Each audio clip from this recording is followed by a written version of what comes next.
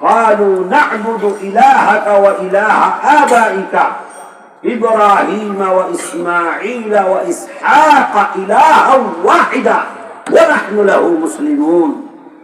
یعقوب کے جب موت کا وقت آیا اپنے بچوں کو جمع کیا۔ کس لیے جمع کیا؟ آج اگر کسی کی موت کا وقت قریب ہو تو اپنی جائیداد کو لکھنے کے لیے بچوں کو بلایا جاتا ہے، کاغذ لکھنے کے لیے، بتلانے کے لیے کہ اس کا اتنا، اس کا اتنا، اس کا اتنا، بتلانے کے لیے کہ وہاں بھی میری جائیداد ہے، وہاں بھی میرا مال ہے، وہاں بھی میرے پاس پیسہ ہے۔ لیکن یعقوب اللہ کے نبی ہیں، موت کا وقت ہے، اپنے خاندان کو اور بچوں کو جمع کرتے ہیں۔ کس لیے جمع کرتے ہیں؟ قرآن کہتا ہے اذ حضر یعقوب الموت اذ قال لبنیہ ما تعبدون من بعدی، کہ اے میرے بچوں یہ بتاؤ کہ تم میرے بعد جب میں دنیا سے چلا جاؤں گا تو کس کی عبادت کرو گے؟ یہ بتلانے کے لیے، پوچھنے کے لیے، ایمان پر ثابت قدمی رکھنے کے لیے، ایمان ان کے دلوں کے اندر اتارنے کے لیے۔ یعقوب اللہ کا نبی دنیا سے جاتے ہوئے اپنی اولاد کی ایمان کی فکر کے اندر لگا ہوا ہے۔ یعقوب کا بیٹا یوسف اللہ کا نبی ہے، یعقوب کا باپ اللہ کا نبی ہے، یعقوب کا دادا اللہ کا نبی ہے، ابراہیم بھی اللہ کے نبی، ابراہیم کے بیٹے اسماعیل بھی اللہ کے نبی، ان کے دوسرے بیٹے اسحاق بھی اللہ کے نبی، یعقوب بھی اللہ کے نبی، یوسف بھی اللہ کے نبی۔ یہ انبیاء کا خاندان ہے، اور جب دنیا سے جا رہا ہے تو اپنے بچوں کے ایمان کی فکر کے اندر لگا ہوا ہے۔ اے مسلمانوں، تمہارے اندر ایمان کا تقاضا، کیا تم کو بھی اپنے ایمان کی اور اپنے بچوں کے ایمان کی فکر ہوتی ہے کہ ہمارے اعمال کیسے ہیں؟ ہمارے اعمال کیسے ہیں کہ ہمیں موت ایمان پر آئے گی کہ ایمان پر ہمیں موت نہیں آئے گی؟ اللہ تعالی قرآن میں فرماتا ہے یا ایھا الذین آمنوا کلوا من الطیبات واعملوا صالحا، پاک مال کھاؤ اور نیک عمل دنیا کے اندر کرو تو اللہ تعالی موت ایمان پر عطا فرمائے گا۔ کب ہوگا؟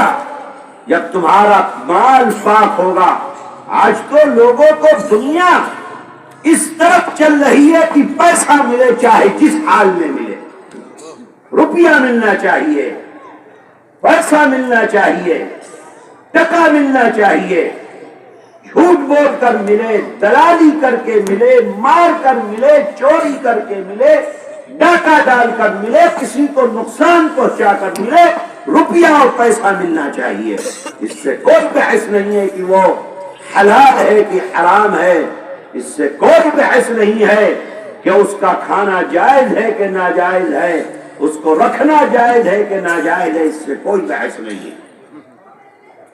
جب تک کھانا پاک نہیں ہوگا عمل صالح کی توفیق اللہ کی طرف سے نہیں مل سکتی ہے۔ اگر کھانا تمہارا ناپاک ہے، حرام ہے، حرام مال کھاتے ہو، حرام مال کماتے ہو، اللہ تعالی کی طرف سے پھر عمل صالح کی توفیق نہیں مل سکتی ہے۔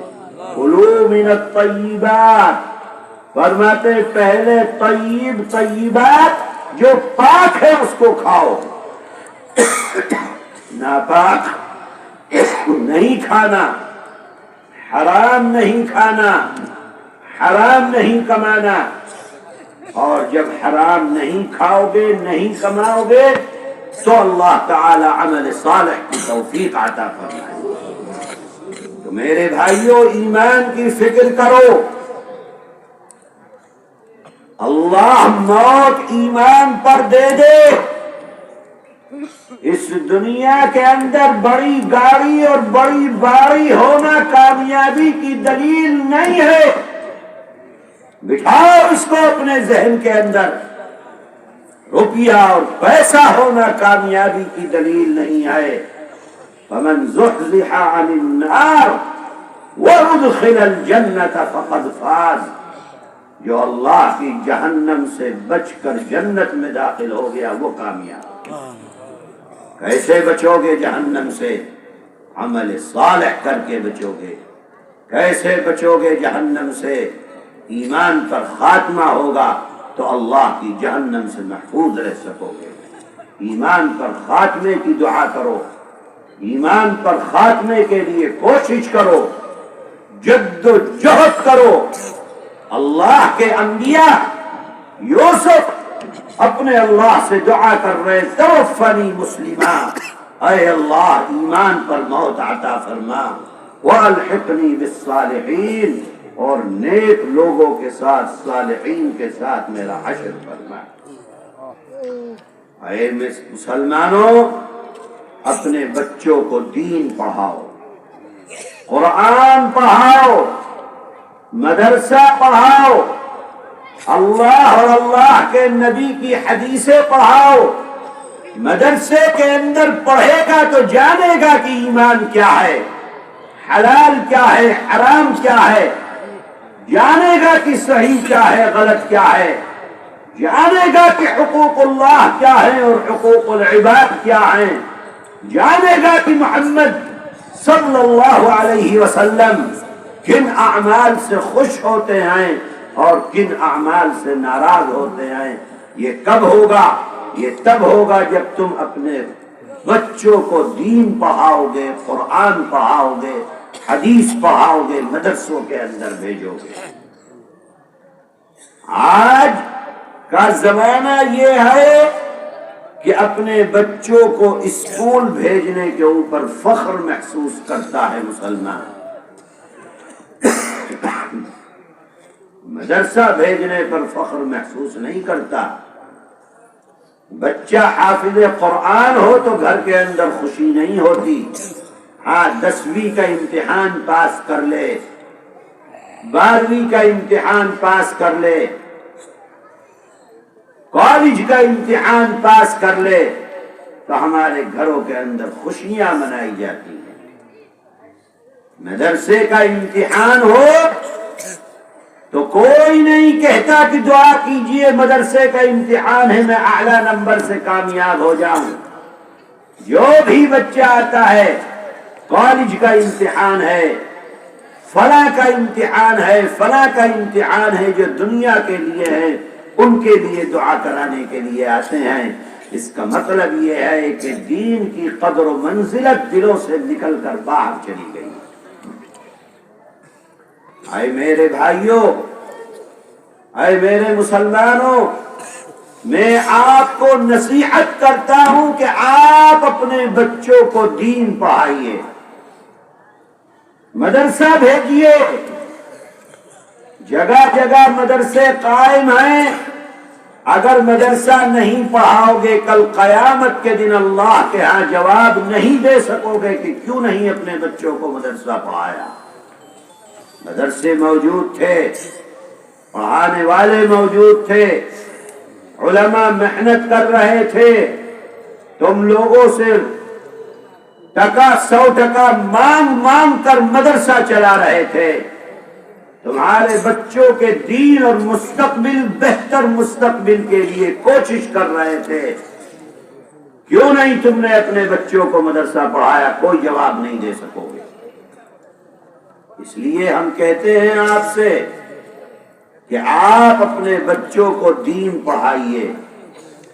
جب وہ دین پڑھ لیں، مدرسہ پڑھ لیں، قرآن پڑھ لیں، کلمے یاد ہو جائیں، نماز پڑھنا ان کو آ جائے، نماز کے پابند ہو جائیں، قرآن کریم پڑھنے لگے، اب آپ ان کو اسکول بھیجنا چاہو اسکول بھیجو، کالج بھیجو، لندن بھیجو، امریکہ بھیجو، جہاں چاہو وہاں بھیجو جہاں رہیں گے اپنے دین کی بھی حفاظت کریں گے، اپنے آنے والی نسلوں کے دین کی بھی حفاظت کریں گے۔ تو تیسرا سبق یوسف کے واقعے سے یہ ملتا ہے کہ ہمیں ہر وقت اپنے ایمان کی فکر کرنی ہے اور اپنے اللہ سے مانگتے رہنا ہے، اے اللہ ایمان پر خاتمہ عطا کرنا۔ میں نے بہت مختصر آپ کو بتلایا۔ پہلا سبق یہ ہے کہ حسد مت کرو کسی کے ساتھ، حسد کرو گے تو تم نقصان میں رہو گے۔ جس کے ساتھ حسد کیا جاتا ہے اللہ کی مدد اس کے ساتھ ہوتی ہے۔ دوسرا سبق اس واقعے سے کہ کوئی حالات ہو، کوئی تم کو گناہ کے لیے ابھارے، رات کی تنہائی ہو کہ دن کا اجالا ہو، اللہ کے خوف کے اندر رہنا، کبھی بھی گناہ کی طرف ہاتھ مت بڑھانا۔ اور تیسرا سبق یہ ہے کہ ہر سانس کے ساتھ اپنے اللہ سے دعا کرو کہ اللہ میرا خاتمہ ایمان پر فرمائے، اور اللہ تعالی میرا خاتمہ ایمان پر فرمائے، اور نیک لوگوں کے ساتھ اللہ تعالی مجھ کو کل میدان محشر میں میرا حشر فرمائے۔ اے میرے بھائیوں، یہ مدرسے آپ کے پیسوں سے چلتے ہیں، آپ کے چندے سے چلتے ہیں، یہ علماء آپ سے مانگ مانگ کر آپ کے بچوں کا مستقبل بنانے کی کوشش کرتے ہیں۔ حکومت کے پیسے ان کے پاس نہیں ہیں، حکومت کے پیسے مدرسوں کے لیے نہیں ہیں، یہ مدرسے والے تو آپ سے مانگیں گے، آپ کے تعاون سے مدرسے کو چلائیں گے۔ اس مدرسے کے اندر بھی ضرورت ہے اپنا پیسہ اگر خرچ کرو گے دین پر، اللہ تعالی کی جنت کے اندر جگہ پاؤ گے۔ اللہ تعالی قرآن میں فرماتا ہے اعدت للمتقین، اللہ تعالی نے جنت کو متقیوں کے لیے بنایا ہے۔ آگے متقیوں کی صفت بیان فرماتے ہیں الذین ينفقون فی السراء والضراء، متقی وہ ہیں جو اپنا مال اللہ کی راہ میں خرچ کرتے ہیں، اگر وہ دولت مند ہیں تو بھی خرچ کرتے ہیں، غریب ہیں تو بھی اللہ کی راہ میں اپنا پیسہ خرچ کرتے ہیں۔ جو اللہ کے راہ میں دان دیتا ہے، جو اللہ کی راہ میں پیسہ دیتا ہے، قرآن کی تعلیم کے لیے، قرآن پڑھنے والے بچوں کے لیے، قرآن پڑھانے والے اساتذہ کے لیے، جہاں قرآن پڑھا جائے اس جگہ کو بنانے کے لیے اگر آپ اپنا پیسہ دیں گے تو اس سے زیادہ پوتر کوئی جگہ نہیں ہے جہاں آپ کا پیسہ لگے گا۔ اس لیے دان کرو، خوب دان کرو، دل کھول کر دان کرو۔ 1 روپیہ دو گے اللہ تعالی 700 ایک کی جگہ تم کو بدلے کے اندر عطا فرمائیں گے۔ 1 دو گے 700 اللہ تعالی عطا فرمائیں گے۔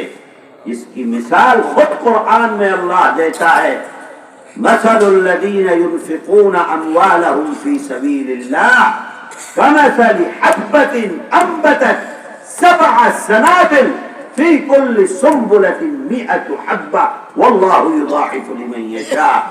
اللہ کی راہ میں خرچ کرنے والوں کی مثال قرآن کہہ رہا ایسی ہے جیسا کہ ایک دانہ زمین میں ڈالا، کھیتی کرنے والے جانتے ہیں، ایک دانہ زمین میں ڈالا، اس ایک دانے سے 7 شاخیں نکل کر آئیں، ہر شاخ پر 100 دانے لگے ہوئے ہیں، تو ایک دانہ ڈالا 700 دانے نکل کر آ گئے۔ اللہ فرماتا ہے جو اللہ کی راہ میں